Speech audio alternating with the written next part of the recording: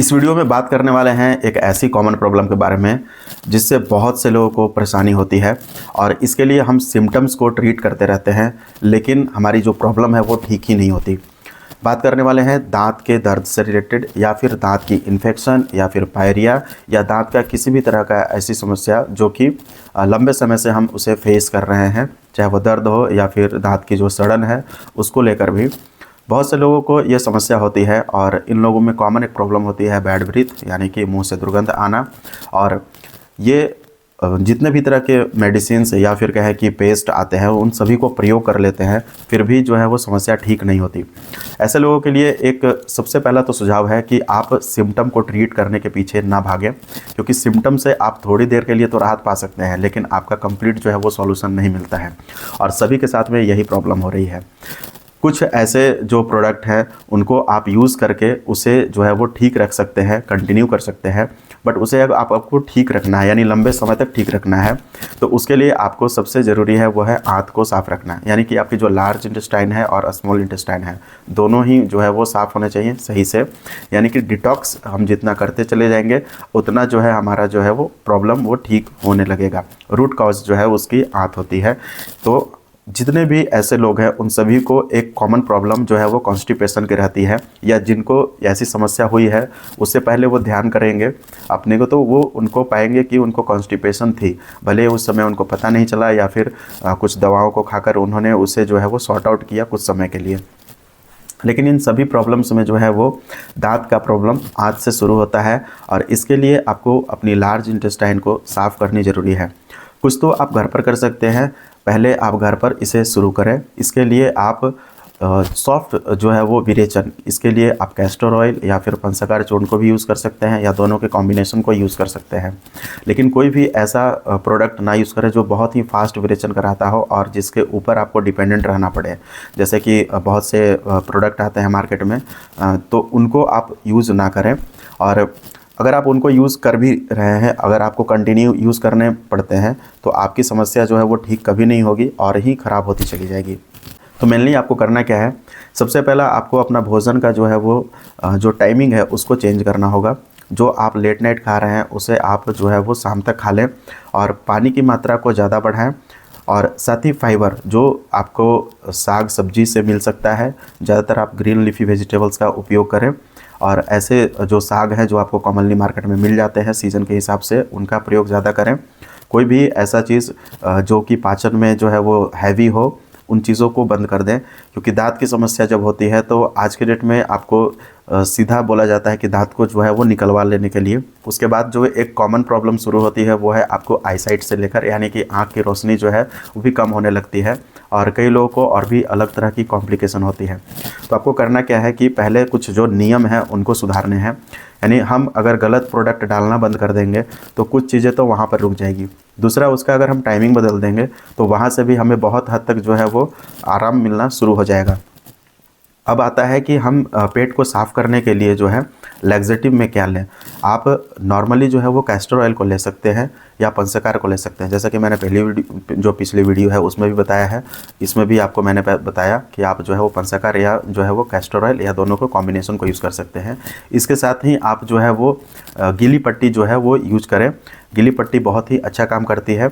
अगर गीली पट्टी के बारे में आपको जानकारी नहीं है तो आप जो है थोड़ा वेट करना पड़ेगा। मैं इस पर भी एक वीडियो, प्रैक्टिकल वीडियो ला दूंगा जिससे कि आप जो है वो यूज़ कर सकते हैं, क्योंकि हमारे यहाँ जो ट्रीटमेंट होते हैं तो पेशेंट्स को हम करवाते हैं। इसके साथ आप अगर नेचुरोपैथी का थोड़ा सा भी अगर आपको नॉलेज है तो आप मीठी पट्टी कर सकते हैं, ठंडा गर्म सेक कर सकते हैं। इससे क्या है कि आपकी जो आंत है वो मुलायम होगी और जो उसका फंक्शन है वो सही होने लगेगा। कोशिश करें अनाज कम से कम लें और इतना आप अनाज ज़रूर लें कि जितना आप जैसे काम करने के लिए आपको ज़रूरत है एनर्जी की उतना आपको मिल सके। क्योंकि शुरू में आदत नहीं रहती है तो हम बिल्कुल पूरी तरीके से इसे छोड़ नहीं सकते, तो हमें उतना ज़रूर कंज्यूम करना है जितना से हमें एनर्जी मिल सके। बट जो ओवर जो ईटिंग है उसको जो है वो अवॉइड करना है। जैसे जैसे आपकी आंत जो है वो साफ़ होती जाएगी आपकी दांत की प्रॉब्लम भी ठीक होती जाएगी। इसके साथ ही जो दांत में इन्फेक्शन है उसके लिए आपको सबसे जो अच्छा है वो है फिटकरी। फिटकरी को आप दो तरीके से प्रयोग कर सकते हैं। एक है फुलाई हुई फिटकरी, यानी कि फिटकरी को गर्म करके उसे जो है वो पाउडर करके फिर से तैयार करना। तो इंटरनली जहाँ भी हमें फिटकरी का प्रयोग करना होता है वहाँ पे फुलाई हुई फिटकरी का ही प्रयोग करना चाहिए, वो ज़्यादा अच्छा रहता है।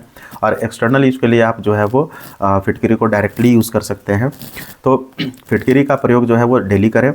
इसके साथ अगर आपको आसपास में अपामार्ग मिल जाता है तो अपामार्ग की जड़ या फिर पूरा पंचांग को ले लेंगे और उसका क्वाथ बनाएंगे और डेली उससे जो है आपको जो है उसको कुछ देर के लिए जो है वो कुल्ला करना है, कुछ देर मुंह में रखना है और उसको बाहर निकालना है।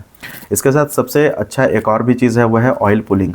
ऑयल पुलिंग के लिए आपको सुबह सुबह ही ऑयल पुलिंग करना है और ऑयल पुलिंग जो है वो बहुत ही अच्छा जो है वो रिज़ल्ट देता है। जितना अच्छा आप ऑयल पुलिंग करेंगे उतना अच्छा आपको रिज़ल्ट मिलना शुरू होगा। और जिनको भी ऐसी समस्या है, दांत से संबंधित समस्या है या फिर आप चेहरे पे ग्लो लाना चाहते हैं, उसके लिए भी जो है वो काम करता है। क्योंकि जब हम ऑयल पुलिंग करते हैं तो हमारे चेहरे का जो है वो सूक्ष्म जो है मसाज होता है और इस सूक्ष्म मसाज से जो है वो जो आपकी ग्लो है वो भी बढ़ती है और यहाँ पर जो फेस पे जो ब्लड सर्कुलेशन होता है वो अच्छा होता है, जिसके कारण जो है आपका ग्लो भी बढ़ता है। तो जिनको ग्लो बढ़ाना है वो ऑयल पुलिंग यूज़ कर सकते हैं। जिनको दांत की समस्या है उनको तो यूज़ करना ही करना है। यदि कभी भी आपको दांत की समस्या लंबे समय तक रहती है या बहुत ज़्यादा परेशान करती है तो जो भी बताए गए हैं वो 3 चीज़ों का प्रयोग करना जो है वो शुरू कर दें। आपको जो है वो रिज़ल्ट अच्छा मिलेगा, कंट्रोल करेगा। कोई भी आपको ऐसी मेडिसिन लेने की ज़रूरत नहीं पड़ेगी जो कि ऐसे पेन किलर हो, क्योंकि ज़्यादा पेन किलर का डोज लेना जो है आपकी किडनी के लिए जो है वो नुकसानदायक है। और किडनी में अगर प्रॉब्लम आएगी तो फिर दांत के साथ साथ में और भी अलग अलग तरह की जो है आपको ट्रीटमेंट करनी पड़ जाएगी और आपका मेडिकल बजट भी जो है वो बढ़ते चला जाएगा, प्लस जो आपकी बॉडी को प्रॉब्लम होगी वो अलग है। तो यहाँ करना है कि आपको सबसे पहला जो है वो आंत की सफाई, जो कि एक लंबा समय लेगा नो डाउट, क्योंकि हमने इसको बीमार करने में भी जो है वो काफ़ी लंबा समय लगाया है। और इसके लिए आप एक और भी काम कर सकते हैं। यदि आपके आसपास में कोई नेचुरोपैथी सेंटर है जहाँ पे आप या नेचुरोपैथी हॉस्पिटल है तो वहाँ पर जाकर आप अपनी डिटॉक्स करवाएं या एसिडिटी जो है वो क्लींच करवाएं या फिर जो है वो लार्ज इंटेस्टाइन की क्लीनिंग जो है उसको करवाएं। इसमें मैं हाइड्रोजोथेरेपी है उसको बोलूँगा कि नहीं करवाने के लिए, क्योंकि इससे आपकी जो गट बैक्टीरिया है उस पर भी जो है वो प्रॉब्लम आती है। नॉर्मली जो विरेचन के थ्रू या फिर आपको एनीमा या फिर और भी ऐसी कोई प्रक्रिया जो करवाई जाएगी, जहाँ पे आप जाएंगे वहाँ पे जो भी डॉक्टर होंगे वो आपको कंसल्टेशन देकर उसके हिसाब से आपको डिसाइड करेंगे। तो इसको बीच बीच में करवा लें तो ज़्यादा अच्छा रहेगा।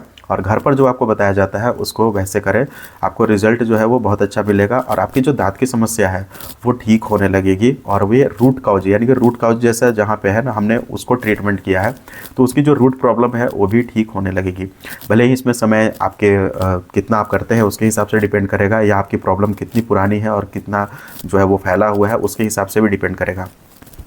किसी की इन्फेक्शन से यदि कुछ दांत जो है उन्हें निकालने पड़े हैं या फिर टूट गया है तो बाकी के जो दांत हैं उनको बचाने के लिए आप इस प्रयोग को ज़रूर करें। बहुत ही आसान तरीका जो है वो है, आप इसको कर सकते हैं। और फिटकरी घर में ज़रूर रखें, क्योंकि फिटकरी का यूज़ बहुत ज़्यादा होता है और फिटकरी को डायरेक्टली और इनडायरेक्टली यानी कि फुलाकर भी प्रयोग किया जाता है।